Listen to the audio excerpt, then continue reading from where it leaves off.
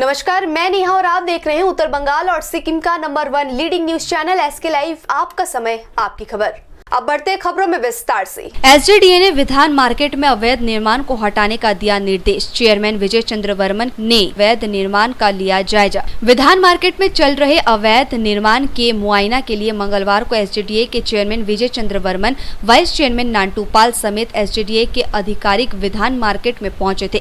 इन लोगों ने आज विधान मार्केट परिसर में चल रहे अवैध निर्माण का जायजा लिया। इसके साथ ही SJDA की ओर से इन अवैध निर्माण को जल्द से जल्द हटाने का निर्देश दिया गया है। इसके साथ ही कहा गया है कि यदि खुद इसे नहीं तोड़ा गया तो आगामी दिनों में SJDA की ओर से इसे तोड़ दिया जाएगा। गौरतलब है कि विधान मार्केट बाजार समिति भी अवैध निर्माण के खिलाफ SJDA की इस मुहिम में शामिल है। দেখুন আজকে ওনারা এসেছিলেন পরিদর্শনে। যে দোকানগুলোর কথা বলা হচ্ছে সেই দোকানগুলো কিন্তু গত 1 বছর আগে হয়েছে। এটা 1 বছর আগেও তাদেরকে বলা হয়েছিল ভেঙে দেওয়ার জন্য, নোটিশও দিয়েছিল তারা। এবার যেটা আমরা SJDA-তে যেদিনকে মিটিং করেছিলাম সেদিন কিন্তু আমাদেরকে বলা হয়েছিল একটা দোকান, সেই দোকানটাই ভেঙে দেওয়ার জন্য। আমরা 9টা দোকান কী করে হলো এই মুহূর্তে, কিন্তু এই লকডাউনে 9টা দোকান হয়নি। SJDA হয়তো জানা নেই, কে বলছে কী বলছে সেটা আমি বলতে পারবো না। তবে SJDA ধরে গেছে, SJDA কী পদক্ষেপ নেয় তারপরে আমরা দেখবো। আমরা বসে তাদের সঙ্গে না, এখনও না, আমাদের তো মিটিং হয়েছিল গত সোমবার দিন আমাদের মিটিং হয়েছে। 24 তারিখ অবধি আপনাদের লাস্ট ডেট দেওয়া আছে। হ্যাঁ, আজ অবধি আমাদের, কালকে অবধি আমাদের লাস্ট ডেট দেওয়া আছে। বলেছিল ভেঙে দিতে, আমরা দোকানদারকে বলেছি, কিন্তু দোকানদার বলছে 2018-তে সে নাকি একটা SJDA-তে অ্যাপ্লিকেশন করেছিল যে আমার দোকানটা ভেঙে পড়ে যাচ্ছে, আমাকে বানানোর অনুমতি দেওয়া হোক। কিন্তু দেখা যাচ্ছে, দেখুন আইনে বলে বা আমাদের ভারতবর্ষে মানে আমি অ্যাপ্লিকেশন দেওয়ার পরে যদি চুপ থাকে 3 মাস, আমাকে যদি কোনো চিঠি না দেয়, তাহলে সেক্ষেত্রে আমার অনুমতি পাওয়া গেলে যে আমি বানাতে পারব। যেহেতু দোকানদার টেম্পোরারি স্ট্রাকচার, কেউ দেখুন পার্মানেন্ট স্ট্রাকচার কিন্তু কেউ করছে না, সবাই টেম্পোরারি স্ট্রাকচার করছে, লোহা দিয়ে বানাচ্ছে। কেননা দেখুন এখন রাস্তা উঁচু হয়েছে। আমি বলুন, আমি আপনাদেরকে একটা দোকান এখানেই আছে, আমি দেখাতে পারি, যে এই দোকান রাস্তা থেকে 1.5 ফুট নিচে, বর্ষা হলে টোটাল দোকানটার ভিতরে জল ঢুকে যায়। এখন সেই দোকানটা যদি বানাতে যায় তাহলে নিশ্চয়ই তাকে উঁচা করতে হবে, রাস্তা থেকে 1 ফুট উঠাতে হবে। মানে সেই 62 সালের মার্কেট, আর আজকে সেই রাস্তা বানাতে বানাতে রাস্তা তো অনেক উঁচু হয়ে গেছে না, দোকান থেকে রাস্তা অনেক উঁচুতে চলে এসছে। যার জন্যই দোকানটা বানাতে গেলে সবাই তো ওই ধরেন ডান দিক বাঁ দিক পেছন সামনে থেকে বাড়াতে পারে না, যারা বাড়ায় একটু ওপরেই বাড়ায়। এটা টেম্পোরারি স্ট্রাকচার।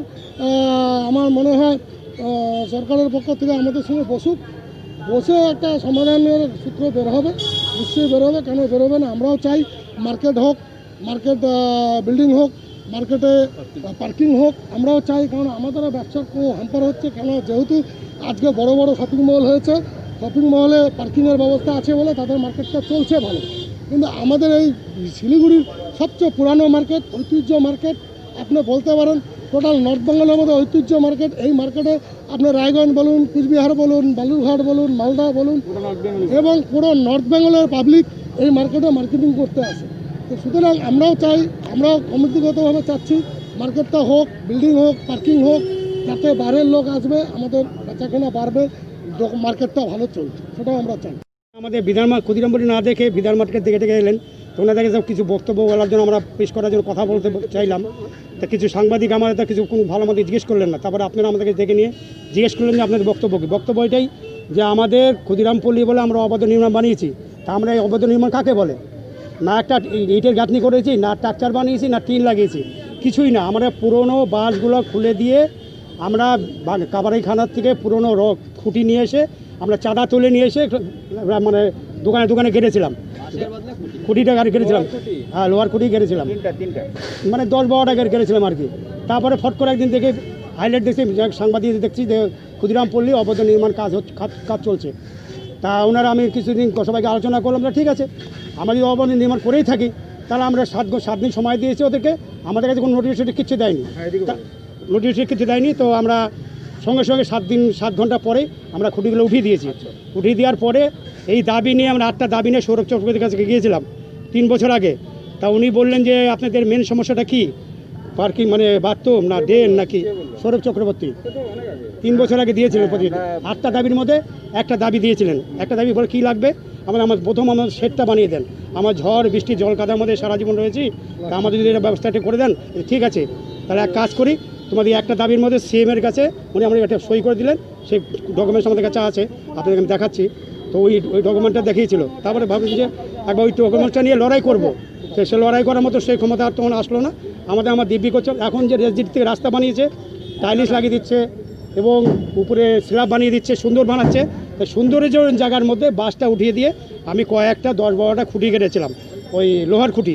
তখন ওই জিডির থেকে কমপ্লেন বললো, তারপর থেকে আমরা সরিয়ে দিলাম। এই তো এই মোটামুটি 7 দিন সময় দিয়েছিল, তো 7 ঘন্টা পরে আমরা খুলে দিয়েছি খুঁটিগুলো। मुर्गी खरीदने में एक व्यक्ति को मिला धोखा, हजारों रुपए लूट लिए गए। मुर्शिदाबाद के चिकन व्यापारी पीयूष नामक एक व्यक्ति को धोखा मिला है। यह घटना 10 तारीख को हुई थी। अपूर्व घोष और जय रसोली नामक 2 व्यक्तियों ने पीयूष नामक चिकन व्यापारी को फोन किया और उनसे कहा कि वो उनके साथ मुर्गी का व्यापार करना चाहते हैं। साथ ही उन्होंने उनसे कहा कि पहले आप 99,000 रुपए भेजिए और उनको पता बताया गया कि फांसी देवा थाने क्षेत्र में एक मुर्गी फार्म पर वे जाए। बाद में दोनों के फोन कॉल बंद आ रहे थे और दोनों से कोई संपर्क नहीं हो पा रहा था। इसके बाद पीयूष ने सिलीगुड़ी मेट्रोपॉलिटन पुलिस के न्यू जलपाईगुड़ी पुलिस स्टेशन में इसकी शिकायत दर्ज कराई। दोनों आरोपियों को छानबीन में गिरफ्तार किया गया। अभियुक्त अपूर्व घोष और जय रसोली को मंगलवार को जलपाईगुड़ी अदालत में पेश किया गया और इसके बाद पुलिस इस पूरे मामले की जांच कर रही है और साथ ही यह भी पता लगाने की कोशिश कर रही है कि इस मामले में उनके साथ और कौन कौन लोग जुड़े हुए हैं। हेमताबाद के विधायक देवेंद्र नाथ की मौत, चोपड़ा में युवती की हुई हत्या और दारूभीट की पुलिस गोलीकांड की सीबीआई जांच की मांग को लेकर भारतीय जनता पार्टी की ओर से करंदीगी थाने के सामने किया गया विरोध प्रदर्शन। राज्य में कानून व्यवस्था स्थापित करने और विभिन्न हत्याकांड की सीबीआई जांच कराने की मांग को लेकर आज भारतीय जनता पार्टी की ओर से करंदीगी थाने का घेराव किया गया। पश्चिम बंगाल भाजपा के महासचिव शांतनु बसु, बालूरघाट बीजेपी के नेता तथा सांसद सुकांत मजूमदार, उत्तर दिनाजपुर जिले के भाजपा सभापति विश्वजीत लहरी सहित विभिन्न संख्या में समर्थकों ने भाग लिया। जुलाई महीने में चोपड़ा में एक युवती की हत्या कर दी गई थी। उसके कुछ दिन बाद ही हेमताबाद के विधायक देवेंद्र नाथ राय का शव उनके घर में कुछ दूर एक दवा की दुकान में बरामदे से झूलता हुआ बरामद किया गया था। इसकी जांच सीआईडी कर रही है और करीब 2 साल पहले इस्लामपुर के दारीभीट हाई स्कूल में पुलिस द्वारा गोली चलाए जाने के कारण 2 छात्रों की मौत हो गई थी। इस मामले की जांच भी सीआईडी कर रही है, लेकिन इन सभी मामलों की जांच सीबीआई से कराने की मांग को लेकर आज भारतीय जनता पार्टी की ओर से रायगंज के करंदीगी थाने का घेराव और विरोध प्रदर्शन किया गया। भाजपा नेताओं की मांग है कि इन सभी मामलों की जांच सीबीआई से कराई जाए ताकि सच्चाई सामने आ सके, साथ ही राज्य में कानून का राज्य स्थापित किया जाए। পুলিশের তো কোনো কাজকর্ম নেই, বিজেপির কার্যকর্তাদের বিরুদ্ধে হামলা করানো, মামলা দেওয়া, গ্রেপ্তার করানো। পশ্চিমবঙ্গে যদি লকডাউন ভাঙার জন্য মামলা করতে হয়, মুখ্যমন্ত্রীর বিরুদ্ধে সবার আগে করতে হবে। তিনি আইএএস আইপিএস অফিসারদের নিয়ে ঘুরে বেরিয়েছেন, হাসপাতালে গেছেন আর লোককে দেখানোর জন্য লাল লাল ইটে সাদা সাদা গোল গোল দাগ কেটেছেন। কাজেই মামলা হওয়া উচিত ওনার বিরুদ্ধে। আমাদের বিরুদ্ধে মামলা করে আর এই সরকার যদি ধমকাক চমকা, বিজেপিকে আটকানো যাবে না।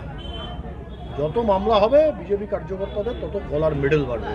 আমাদের পার্টিতে মামলা হলে তার প্রমোশন করা। আমি বলছি তো সব মানা উচিত। আমার কার্যকর্তাদের কেন গ্রেপ্তার করছেন, আমার কার্যকর্তাদের কেন খুন করছেন, আমার বিধায়ককে কেন হত্যা করলেন, এর জবাব কে দেবে?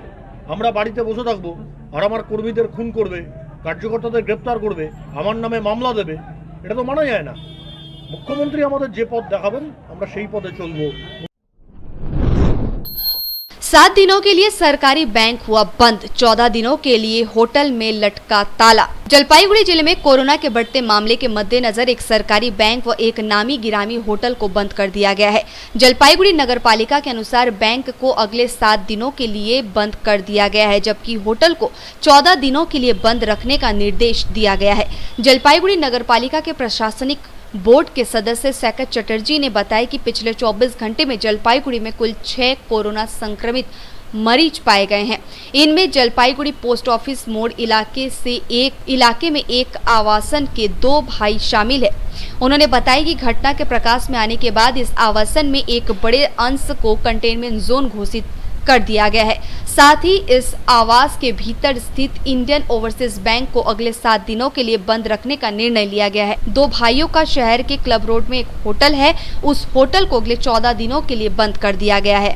না দেখুন, আমরা এখানে জলপাইগুড়ি শহরের পোস্ট অফিস মোড়ে দাঁড়িয়ে রয়েছি, যেটা লফকুশ বিল্ডিং। এই লফকুশ বিল্ডিং এর যারা মালিক আর কি, এই বাড়িরই 2 ছেলে এখানে তারা কোভিড পজিটিভ হয়েছে টেস্ট করার পর। তারা আরটিপিসিআর করেছিল একটা বেসরকারি ল্যাবে থেকে, এবং সেখান থেকে তারা দেখা যাচ্ছে যে তারা কোভিড পজিটিভ হয়েছে। এবং তার ফলে এনাদের যে হোটেল, এই বিল্ডিংটা তো ওনারা থাকেন হচ্ছে 2nd ফ্লোর আর 3rd ফ্লোরে। এই বিল্ডিংটা তো টোটালি আপনার হবে 2nd floor and 3rd floor containment zone হয়ে স্যানিটাইজেশন এখন হয়ে গেল। আর এই নিচে যে ইন্ডিয়ান ওভারসিজ ব্যাংক রয়েছে, ব্যাংকটা এখন থেকে আগামী সোমবার অবধি বন্ধ থাকবে। সেটা আমরা রেজলিউশন করে মিউনিসিপ্যালিটি থেকে রেজলিউশন করে পাঠিয়ে দেবো। তার কারণ হচ্ছে এখানে প্রচুর লোকের যাতায়াত, এবং রত্নদ্বীপ যে হোটেলটা রয়েছে, রত্নদ্বীপ হোটেলটা 14 दिन কন্টেনমেন্ট।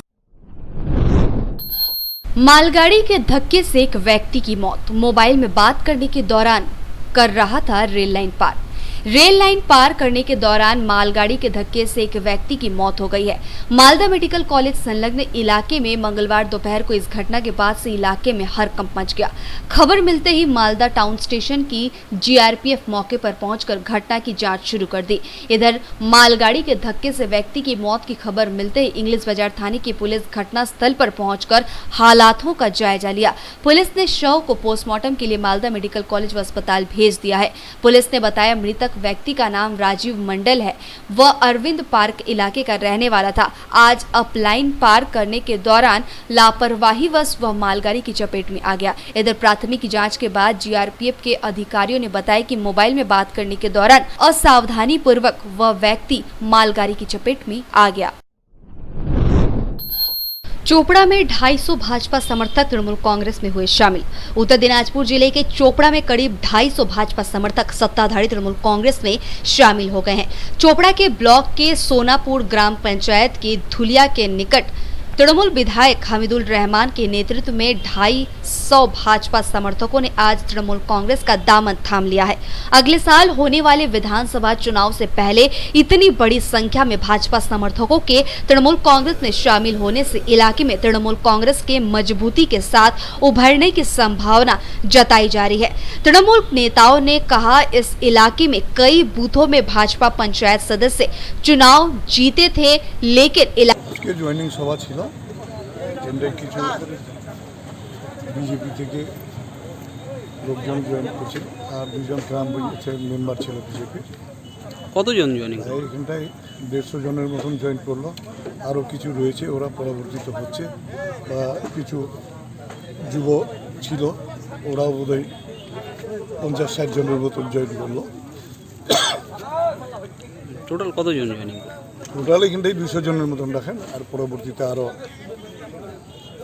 আসছে, আরও 2-1টা প্রোগ্রাম করে। जलपाईगुड़ी पहुंची भाजपा महिला मोर्चा की प्रदेश अध्यक्ष अग्निमित्रा पाल ने कहा कार्रवाई नहीं होने के कारण राज्य में बढ़ रही हैं आपराधिक घटनाएं। शिक्षा, स्वास्थ्य सहित सभी विभागों में भ्रष्टाचार है व्याप्त। भाजपा महिला मोर्चा की प्रदेश अध्यक्ष अग्निमित्रा पाल ने राज्य की तृणमूल सरकार पर निशाना साधते हुए कहा है कि राज्य में एक के बाद एक बलात्कार की घटना घट रही है, पर दोषियों के खिलाफ कार्रवाई नहीं की जा रही है।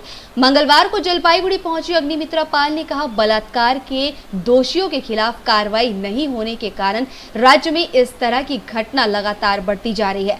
सरकार व पुलिस प्रशासन पर बरसते हुए उन्होंने कहा कि नाबालिग का बलात्कार करने के बाद कहीं जलाकर मार दिया जाता है तो कहीं उसे सेप्टिक टैंक में फेंक दिया जाता है। इसके बावजूद आरोपियों के खिलाफ कोई कार्रवाई नहीं हो रही है। इसके साथ ही उन्होंने राज्य सरकार के प्रत्येक विभाग में भ्रष्टाचार व्याप्त रहने का आरोप लगाते हुए इसकी कड़ी आलोचना की है। पाल ने राज्य की शिक्षा, स्वास्थ्य समेत सभी विभागों की अव्यवस्था शोचनीय होने का दावा किया है। জলপাইগুড়িতে আমি এসেছি কারণ কি রাজগঞ্জের ঘটনা আপনারা জানেন। একটি 16 বছরের বাচ্চা মেয়ে স্কুলে পড়ে, তাকে 3-4 জন মিলে গণধর্ষণ করেছে এবং কি নৃশংস মানুষের মানসিকতাও কিরকম নৃশংস হয়ে যাচ্ছে। তাকে সেফটি ট্যাঙ্কের মধ্যে ঢুকিয়ে রেখে দিয়েছে। 3 জন ধরা পড়েছে আর 4র্থ জন এখনো ধরা পড়েনি। আমার প্রশ্ন এই সরকারের কাছে, তাকে ধরছেন না কেন? সে পঞ্চায়েতের মেম্বার বলে, তৃণমূল সরকারের যে পঞ্চায়েত, সেই পঞ্চায়েতের মেম্বার। তাই যারা 3 জন ধরা পড়েছে, মেয়েটি মাইনরিটির মেয়ে, যারা 3 জন ধর্ষণ করেছে তারাও মাইনরিটির মেয়ে, যাদেরকে ধরা হয়েছে। আর যাকে ধরা হয়নি এখনো অবধি, সে কিন্তু তৃণমূলের পঞ্চায়েতের মেম্বার। কেন ধরা হচ্ছে না আমার প্রশ্ন? সেও তো সমান দোষী, তাকে এখনো ধরা হলো না কেন? এবং আমাদের দাবি যে তাকে ইমিডিয়েটলি ধরা হোক, তা না হলে আমরা কিন্তু রাস্তায় নামবো, সবকিছু বন্ধ করে দেবো আমরা। যদি তাকে ধরা না হয়, মহিলা মোর্চার আমার সমস্ত সদস্য, আমি না থাকলেও তারা এই মুভমেন্ট আগে নিয়ে যাবে এবং পুরো জলপাইগুড়ি বন্ধ করে দেবো যদি ওই পঞ্চায়েত মেম্বারকে না ধরা হয়। পুলিশের ভূমিকাটা কি রেখেছেন এই ঘটনায়? দেখুন, পুলিশের ভূমিকা সব জায়গায় যে খারাপ সেটা কিন্তু বলতে পারবো না। আজকে সিঙ্গুরে একটি মহিলা, 30-35 বছর বয়স, গ্রামের দুস্থ মহিলা, সে আমফানের পরে বাড়িঘর নেই, তৃণমূলের নেতার কাছে একটা ত্রিপল চেয়েছিল। ত্রিপল চেয়েছিল, তার মানে বদলে তাকে ধর্ষণ করা হয় তারই 2টো বাচ্চা শিশুর সামনে, তারই সন্তানের সামনে, একটা 3 বছর, একটা 6 বছর, তাদের বাচ্চার সামনে তার মাকে ধর্ষণ করা হয়। সেই কেসে কিন্তু ইমিডিয়েটলি ওসি কিন্তু অ্যারেস্ট করে এবং সেই ছেলেটি তৃণমূলের নেতা এখনো জেলে আছে। তাই সব ক্ষেত্রে পুলিশকে দোষ দিতে পারবো না, বেশিরভাগ ক্ষেত্রেই তারা কাজ করছে না এবং তারা ভাবছে যে তোষামত করে এই সরকারকে খুশি করে, অ্যারেস্ট না করে, তৃণমূলের দেখে দেখে নেতাদের অ্যারেস্ট না করে, বিজেপির নেতাদেরকে রংফুলি অ্যারেস্ট করে তারা পার পেয়ে যাবে। কিন্তু তারা পার পাবে না, কারণ তারা জানে না যে এই সরকার 2021 মে মাসে আর থাকবে না। लेते एक छोटा सा ब्रेक, कहीं जाइएगा मत, बने रहिए एसके लाइव के साथ। आजादी से शुरू हुआ स्वदेशी अभियान, गांव गांव में बिजली आई, रोशन हिंदुस्तान, मंगल तक भी जा पहुंचा स्वदेशी मंगलयान। तो फिर क्यों ना हो हिंदुस्तानी अपना सब सामान, हम बदलेंगे तभी तो बदलेगा ये हिंदुस्तान। सूर्या, आत्मनिर्भर भारत की पहचान। अपने सपनों को संजोने के लिए ओम डेवलपर्स लेके आए हैं Shri Shyam farm house villa, जिसकी पहले फेज के सभी प्लॉट्स बिक चुकी हैं और दूसरे फेज की बुकिंग और रजिस्ट्रेशन है चालू। प्लॉट की साइज है 3 से 6 कट्ठा तक, तो देर किस बात की, अभी फोन उठाइए और बुक कीजिए। Shri Shyam farm house villa, Phulbari. Contact number 9609784045 या 9733036000। बहुत जल्द इसके तीसरे फेज की प्लॉट भी लॉन्च होने जा रही है। Wonderful place of education. ICFI University, Sikkim. Committed and dedicated faculty, career-oriented programs, comprehensive mode of learning, vibrant campus life, extracurricular and co-curricular activities, cultural programs will give you wings to your creative thoughts. Enter with aspiration, get educated with inspiration, acquire a wonderful career with perfection. ICFI University, Sikkim. कक्षा 10वीं और 12वीं के बच्चों के लिए है सुनहरा मौका। 10वीं के बच्चों के लिए है पैरामेडिकल कोर्स और 12वीं के लिए है मेडिकल कोर्स। किफायती फीस व बैंक की सुविधा के साथ विभिन्न डिग्री डिप्लोमा है उपलब्ध।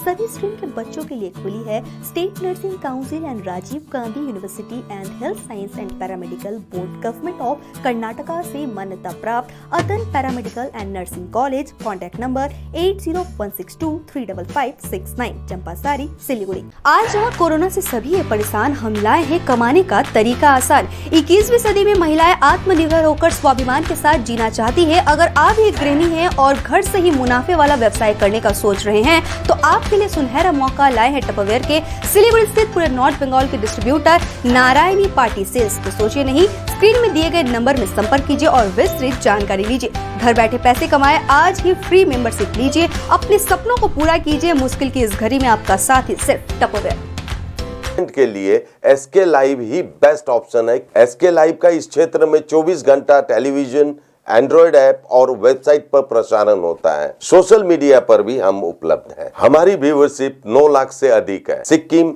हैथवे और NXT डिजिटल पर, दार्जिलिंग और कालिम्पोंग में दोनों हैथवे और CCN सेटअप बॉक्स पर, क्लामपुर से लेके मैनागुड़ी हैथवे पर, सिटी केबल पर, सिलीगुड़ी और आसपास, नक्सलबाड़ी से पानी टंकी तक, NXT डिजिटल में। तो सोचिए नहीं, कॉल करें 7908554308। ब्रेक के बाद खबरें विस्तार से। तस्करी किए जा रहे लाखों का गांजा जब्त, पिकअप वैन से की जा रही थी तस्करी, चालक फरार। कूच बिहार से सिलीगुड़ी की जा रही थी गांजे की तस्करी। जलपाईगुड़ी कोतवाली थाने की पुलिस ने तस्करी किए जा रहे भारी परिमाण में गांजा जब्त किया है।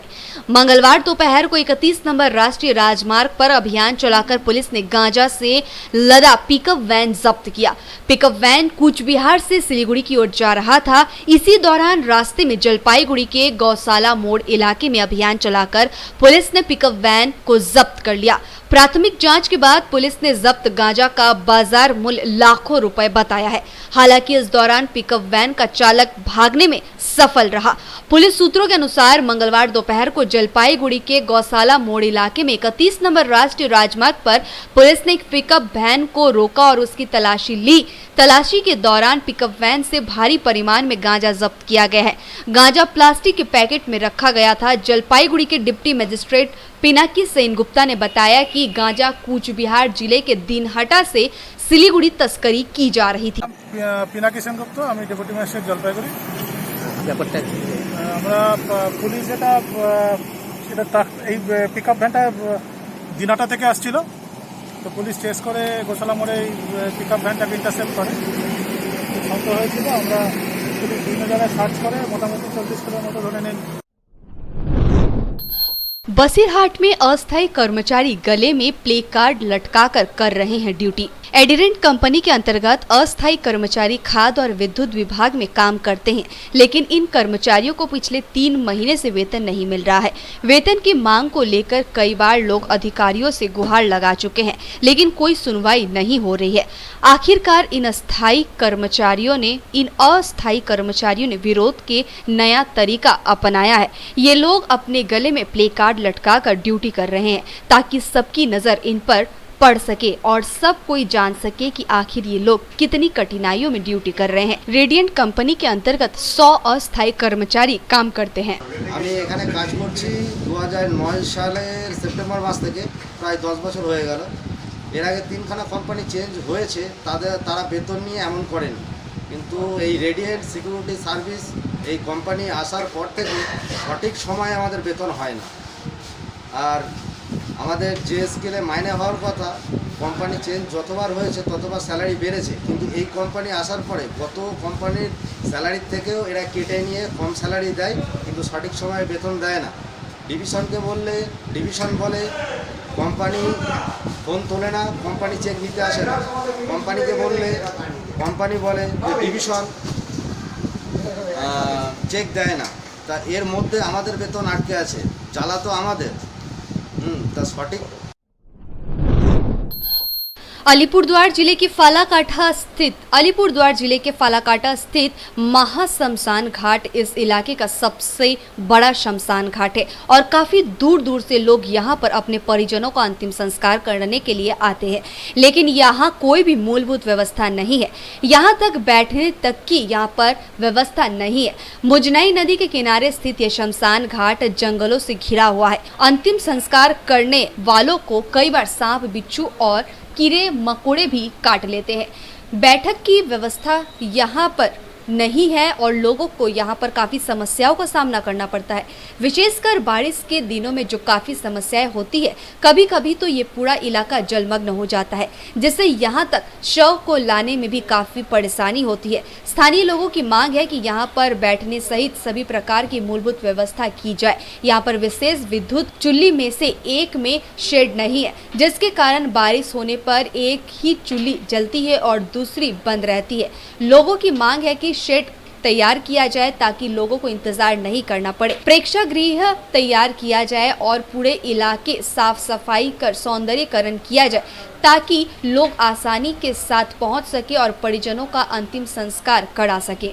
শ্মশান ফালাকাটা মহাশ্মশান ফালাকাটা একটা শহরে এখন পরিণত হয়েছে। ফালাকাটাই শহরের একটি মাত্র শ্মশান। বিভিন্ন জায়গা থেকে ফালাকাটা শ্মশানে যে মরদেহ দাহ করতে আসে, তো সেখানে দাঁড়িয়ে দেখছি আমরা শ্মশানে এখন মাত্র একটা চুল্লি। শ্মশানে একসময় 3টে চুল্লি ছিল, কিন্তু সেগুলো দীর্ঘদিনের রক্ষণাবেক্ষণের অভাবের ফলে আজকে একটা বেহাল দশায় পরিণত হয়েছে। আপনারা দেখছেন শ্মশানে ঢোকার যে পথ এবং শ্মশানের যে চারপাশে যে পরিস্থিতি, সেই পরিস্থিতি দাঁড়িয়ে এবং শ্মশানে যে এই বসার যে শেড, যদি বৃষ্টির দিনে যদি কেউ সৎকার করতে আসে সেখানে দাঁড়িয়ে যে বসার যে শেড, সেই শেডেরও রক্ষণাবেক্ষণ নেই দীর্ঘদিন ধরে। বারবার গ্রাম পঞ্চায়েত সহ পঞ্চায়েত সমিতিকে জানানো হয়েছে, কিন্তু পঞ্চায়েত সমিতি গ্রাম পঞ্চায়েতের উপর দায় চাপাচ্ছে, আর গ্রাম পঞ্চায়েত পঞ্চায়েত সমিতির উপর দায় চাপাচ্ছে। গ্রাম পঞ্চায়েত থেকে বলা হচ্ছে এই ফান্ডের টাকা আমাদের নয়, পঞ্চায়েত সমিতি থেকে বলা হচ্ছে এই ফান্ডের টাকা আমাদের নয়। তো আমরা ফালাকাটাবাসী দীর্ঘদিন ধরে এই সমস্যা আমাদের, শ্মশানের চুল্লি রক্ষণাবেক্ষণ নেই, শ্মশানের বেহাল দশা। তো অবিলম্বে সরকারের কাছে আমাদের আবেদন যে এই ফালাকাটা শ্মশানে অবিলম্বে বৈদ্যুতিক চুল্লি চালু করা হোক এবং অবিলম্বে এই যেই চুল্লিগুলো আছে ভাঙা অবস্থায় এগুলোকে পুনর্নির্মাণ করা হোক এবং শ্মশানের যাতে যে পরিস্থিতিটা, সেই পরিস্থিতি যাতে ঠিক হোক, যাতে কোনো মরদেহ যদি আসে দীর্ঘক্ষণ যাতে অপেক্ষা করতে না হয়। এটা দীর্ঘদিনের ফালাকাটাবাসীর একটা দাবি ছিল যে ফালাকাটা মহাশ্মশান এখানে একটা ইলেকট্রিক চুল্লি করা হোক এবং দিন দিন জনসংখ্যা যেভাবে বেড়ে যাচ্ছে এবং একই সঙ্গে এখানে চাপটাও বেড়ে গেছে, সেই হিসাবে এর যা পরিকাঠামো, সেই পরিকাঠামো কিছুমাত্রই উন্নয়ন হয়নি। গত প্রায় 10-12 বছর যাবৎ যা ছিল তাও ধীরে ধীরে ভেঙে নষ্ট হয়ে যাচ্ছে। তো এটার উন্নয়ন হওয়া দরকার, তবে বর্তমান সরকার এই সমস্ত দিকে তাদের বিশেষ নজর নেই, তারা বরং এখন টাকা মারার দিকে বেশি ঝুঁকে গেছে।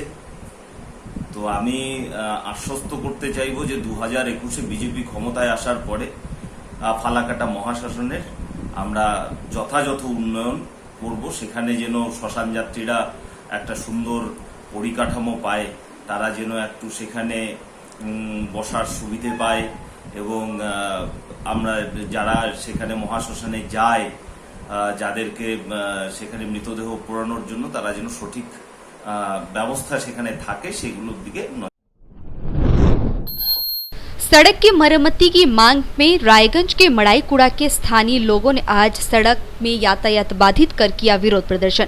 उत्तर दिनाजपुर जिले के रायगंज ब्लॉक स्थित मड़ाईकुड़ा ग्राम पंचायत की कसारा 2 नंबर गेट के सामने आज स्थानीय लोगों ने यातायात ठप कर बंद कर बाधित कर दिया और सड़क पर विरोध प्रदर्शन करने लगे। बांस का बैरिकेड बनाने के साथ ही लोगों ने रास्ते पर टायर जलाकर विरोध प्रदर्शन किया। स्थानीय लोगों का कहना है कि कसारा 2 ग्राम पंचायत से लेकर देवीनगर बेलतला मोड़ 1.5 किलोमीटर रास्ते की अवस्था काफी दयनीय है। इस रास्ते पर गाड़ियों के चलने की बात तो छोड़ ही दीजिए, पैदल चलना भी मुश्किल है। इसको लेकर ग्राम पंचायत से कई बार शिकायत की जा चुकी है, लेकिन कोई भी कदम नहीं उठाया जा रहा है। इसलिए मजबूर होकर स्थानीय लोगों को रास्ते को बाधित कर विरोध प्रदर्शन करना पड़ रहा है। स्थानीय लोगों का कहना है कि जब तक सड़क का मरम्मत नहीं किया जाता तब तक उनका विरोध प्रदर्शन लगातार इसी प्रकार से जारी रहेगा। এখানে অনেক সমস্যা হয়, বৃষ্টির সময় আঁঠু জল হয়, আমরা বাচ্চা কাচ্চা নিয়ে চলাফেরা করতে পারি না, কোনো জিনিসের দরকার পড়লে আমরা যেতে পারি না। অনেক বাচ্চা এখানে আঘাত পেয়েছে, এইরকম আমাদের অবস্থা। এই রাস্তাটা ঠিক করা অবশ্যই দরকার, আমরা চলাফেরা করতে পারি না, কোনো মতেই করতে পারি না। উনি দেখে গেছে কিন্তু এখনো কিছু করতে পারেনি। কেন করতে পারছে না? আমরা চলাফেরা করতে পারছি না, বাচ্চা কাচ্চা নিয়ে যেতে পারছি না, কত বাচ্চা আঘাত খেয়েছে। আমরা আজকে সকাল 5টা থেকে 12টা পর্যন্ত আমাদের যে বেহাল রাস্তা, 5 বছর ধরে যে আমরা যে যন্ত্রণা নিয়ে আমরা যে রাস্তার দুর্ভোগ ভোগ করছি, সেই রাস্তার প্রতিবাদে আমরা ব্যারিকেড করে, মূল রাস্তাটা ব্যারিকেড করে আমরা অবস্থান করেছিলাম। বেলা 12টা পর্যন্ত আমরা বেলতলা, দেবীনগর বেলতলা মোড়ে অবস্থান বিক্ষোভ করি, মহিলা পুরুষ সকলে মিলে। তাতে প্রশাসনের কোনো হেলদোল নেই, আমরা কোনো প্রশাসনিক দপ্তর, কোনো পদস্থ কেউ আমাদের ওখানে আসেনি। অগত্যা আমরা সেই জায়গা থেকে আমরা সিদ্ধান্ত নেই যে প্রশাসন যখন আসছে না, তাহলে আমরা স্থানীয় পঞ্চায়েতে গিয়ে আমরা গেট বন্ধ করে দেব।